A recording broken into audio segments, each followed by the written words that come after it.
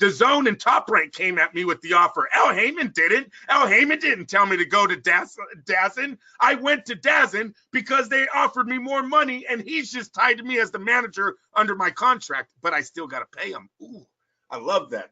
Doubling the deal. To paraphrase you, you're saying that Al Heyman, whether or not he's real, is scheduled to become the new Don King. Yes, sir. Always have. Yes, sir. We would not find out until these guys stop making money on fighting these, I won't call them bums, tomato cans, journeymen. A good portion of the PBC product has been one name in a showcase fight. That's been their whole platform for the last 3 years now. Yes, they started giving us some good matchups because they started running out of tomato cans. People were kind of demanding for the fights at, like, say, welterweight to start getting made. So he did.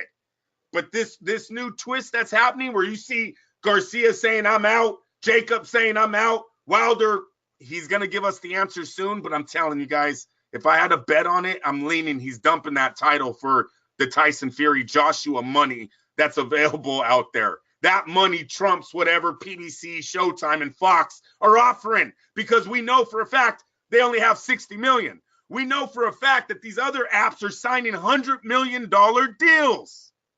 Oh, I'm going to lose my voice. Keith Idec is going to cap this whole story off and make Andrew sound really smart because he didn't know this story was lost. Fury's dubious decision and why Wilder won't accept Aram's offer. Way to go, Keith. Tyson Fury overcame 3 life-threatening conditions, alcoholism, cocaine addiction, and depression, and 2 knockdowns against Deontay Wilder to continue crafting one of the most fascinating, inspiring sports stories of our time. I would also say that his exposure was also helped greatly by Joe Rogan.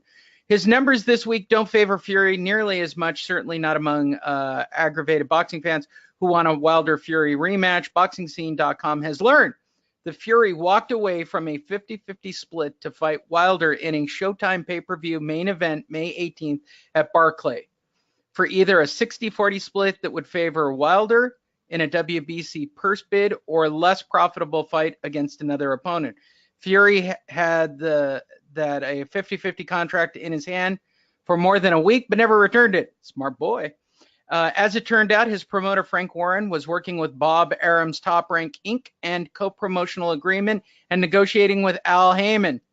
Wilder's advisor and Showtime Stephen Espinosa, how the hell did he get into the mix? At the same time, Fury, Warren, Arum, and ESPN stunned virtually everybody in boxing by announcing their new deal early last week on Monday.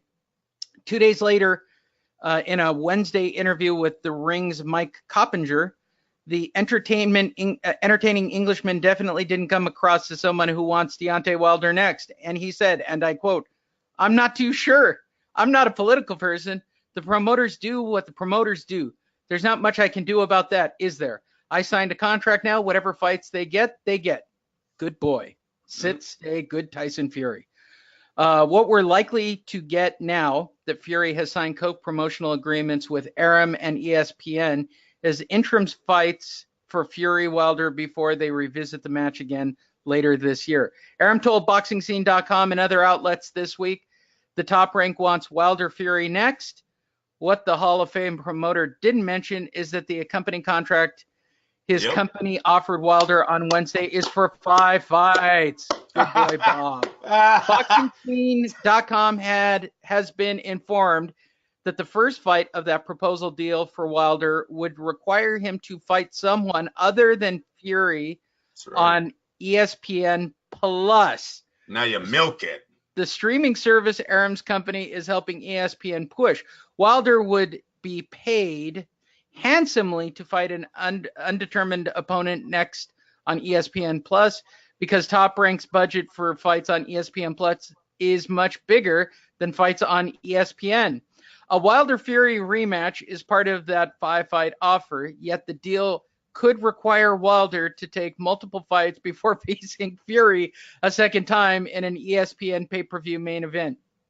While Wilder did make it known Monday that he isn't contractually tied to Showtime, way to go Wilder, or any other network, he also appreciates that all that Showtime has done to build the brand and his bank account in recent years.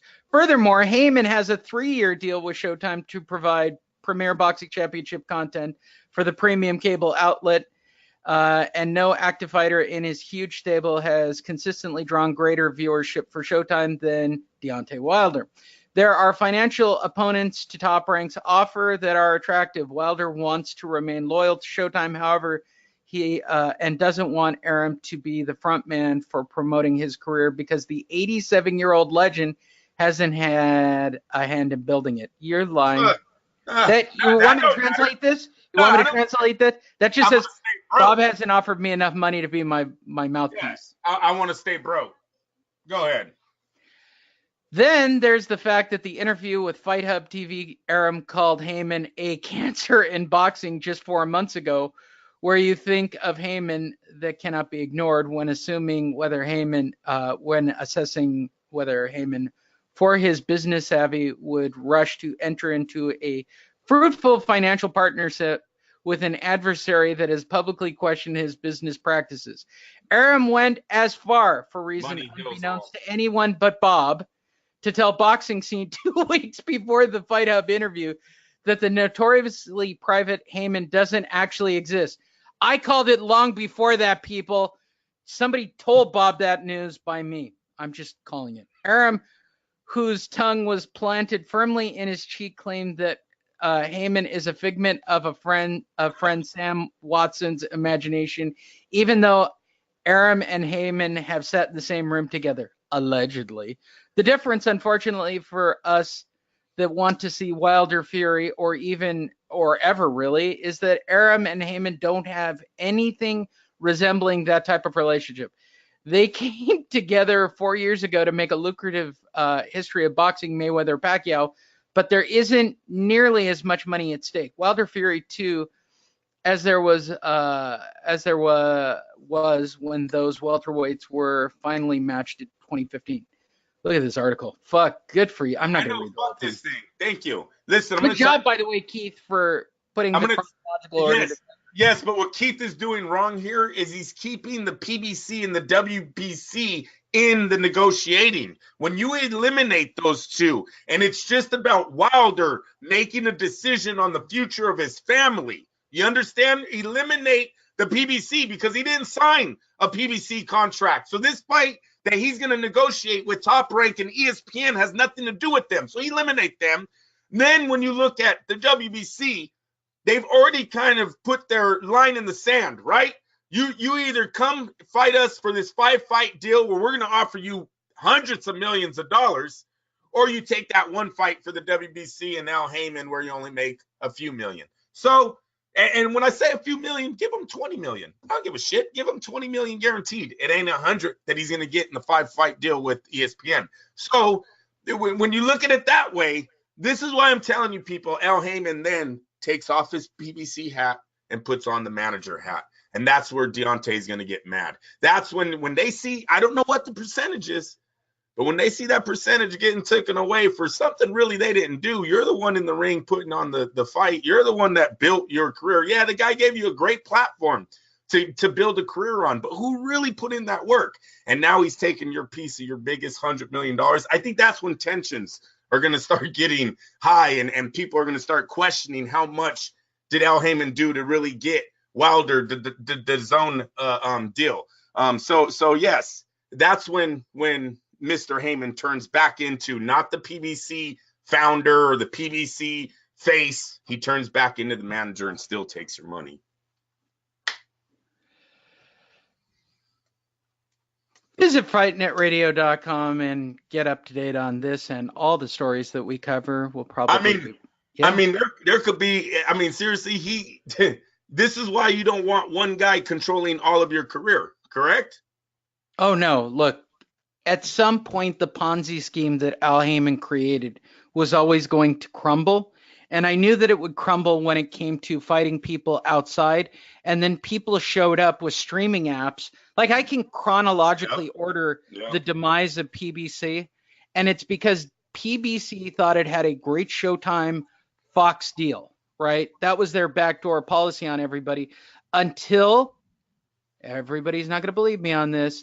Canelo Triple G streamed on not even ESPN Plus or any other app. It just streamed on a built page by a third party, Hey, and Lee, that's where wait a minute. boxing changed forever. No. I think you meant McGregor versus Mayweather. 100 million people streamed that fight that night. 100 million. And I believe it was after that illegal night of streaming that everyone said, "Hey, hold on now."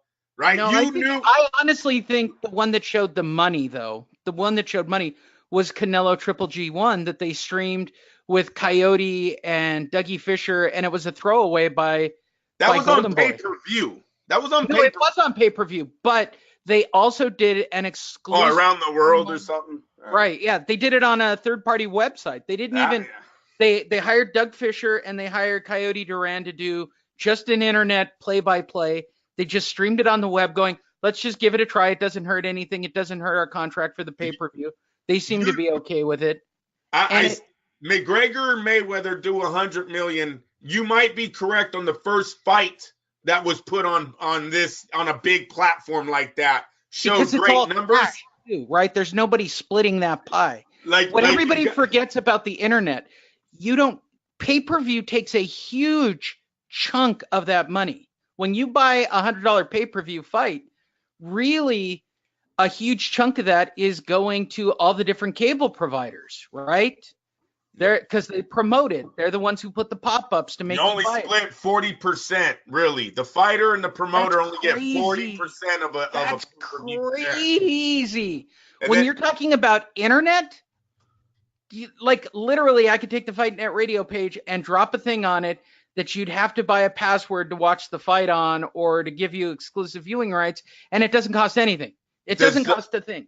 DAZN and ESPN have built their platform on every other sport but boxing. Boxing is now benefiting from the platforms that these two streaming companies have made on the backs of other athletes. We are just adding gas to the fire that was already burning. This is why their checks went up. DAZN went the step further, and they took the WWE approach, right? Stop paying for WrestleMania for $100 every year. Just pay us $10 a month, and you'll get, the WrestleMania of boxing. Everything, yes. You get which is the smarter play as a company. For those of you who don't get this, I don't understand the WWE's $9.99 or DAZN's $9.99. Or a million people paying $10 a month is more money than one super fight every year. DAZN gets $500 million a month from their subscribers. They got 26 million extra views on the Canelo Fielding fight recently.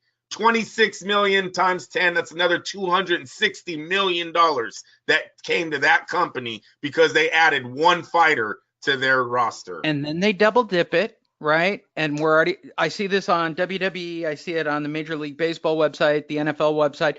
So not only are you paying for exclusive to pay the $9.99, right? We all thought we were doing it because one, we wouldn't get commercials, and two, we got the exclusive content. No, you get exclusive content and they'll double dip it on the back end, and they will still run ads, which probably bankrolls another anywhere from $10 to $100 million per month, depending on the fight and the quality of the fight and how many. It's smart. It's a great model. It's a great model. Soon, you guys, if it already isn't happened, it's happening, and it will continue to happen until they took the whole market. But every TV that is sold on the world will be able to get into the streaming apps. The apps will already be on. You will press onto them. You will put your credit card in, and you will then get their app on your TV. This is coming. This is what they know. This is why it's taken over. It's already begun. It's already done, Andrew. Anything that was built in the last 4 years has the ability to put an app on it. Like a Samsung are great, like the Samsung LG models and all the ripoffs. But now everything, I know because I just installed a TV for my parents and it was a no-name. This is going to make me sound like a shitty son. So I bought my hard of hearing parents a big giant TV. So I bought a no-name knockoff brand. They don't know the difference. And it came automatically. It comes automatic. You've still got to load them the same way you do on the Samsungs and everything else, and it's a little slicker now, but it's